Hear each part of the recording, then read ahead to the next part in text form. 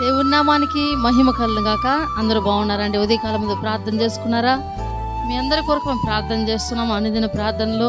కాబట్టి ఉదయం లేచిందే ప్రార్థన చేసుకోండి, ఇతరులకి షేర్ చేయండి మెసేజ్లని.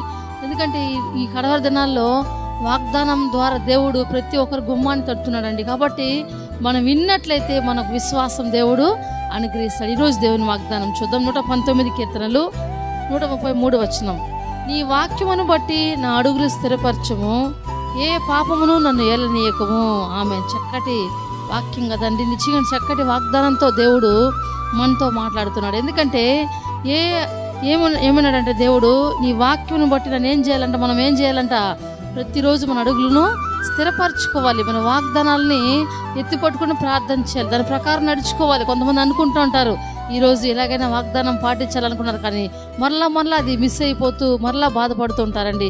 కాబట్టి మనం ఏ పాపములో పడకుండా ఉండాలంటే ప్రతిరోజు మన దేవుని వాగ్దానాన్ని వినాలి, ప్రతిరోజు దేవుని వాక్యాన్ని చదవాలి. ఎందుకంటే మన హృదయంలో రాయబడినప్పుడు మనం దాని ప్రకారం జీవించగలమండి.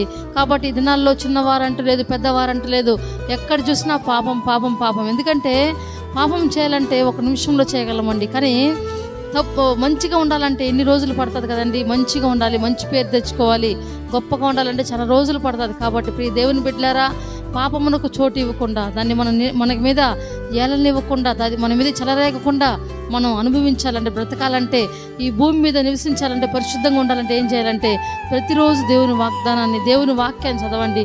దేవుని వాగ్దానం ప్రకారం, ప్రభు వాగ్దానం ప్రకారం మనం జీవించాలి. ఎందుకంటే ఆయన ఒక వాక్యాలు వాళ్ళ ద్వారా మన అడుగులను స్థిరపరచుకుంటూ వెళ్తే ఏ పాపము మనం తాకదండి. ప్రార్థన చేసుకున్నాం. తండ్రి నీకు వందనాలు ప్రభా. ఎంతోమంది నేను ఉదయకాలం ముందు వాగ్దానం ఉంటున్నారు, వాళ్ళ జీవితాల్లో గొప్ప కార్యాలు అద్భుత కార్యాలు జరుగును గాక నాయనా. ఎంతోమంది పాపంలో పడిన వారు ఉన్నారేమో, మరలా తప్పు చేయకూడదు అనుకున్నా మరలా అదే పొరపాట్లు చేస్తూ నీకు దూరంగా ఉంటున్నారేమో. యేసయ్యా, ప్రతి ఒక్కరిని బలపరచండి, వాక్యం ద్వారా స్థిరపరచండి అయ్యా. వాళ్ళ అడుగులు నీ పట్ల ఉంచడానికి సహాయం చేయండి అయ్యా. ఎందరైతేనైనా అనారోగ్యంతో స్వస్థపరచండి, ఎక్కడ వాళ్ళ చేతులు పెడుతుండగా యేసు నామములో విడుదల దయచేయండి నా ప్రభా. తను ఇదిగోనైనా తండ్రి, అనేక మంది అప్పుల సమస్యలతో ఉన్నారయ్యా, మరి విడిపించండి, నీ కోసం బ్రతకడానికి సహాయం చేయాలి. అప్పుల నుంచి విడుదల దయచేయండి, గర్భఫలాన్ని బిడ్డలు గర్భఫలాన్ని దయచేయండి నా ప్రభా. ఎవరికైతే వివాహం కాలని ఏడుస్తున్నారో వాళ్ళకి వివాహం జరిగించిన తండ్రి, ఉద్యోగుల బిడ్డలకు ఉద్యోగం దయచేయండి. ఈరోజు బర్త్డేలు, మ్యారేజ్లు చేసుకున్న ప్రతి ఒక్క బిడ్డల్ని దీవించి ఆశీర్వదించమని యేసు నామములో ప్రార్థన చేస్తున్నాం తండ్రి.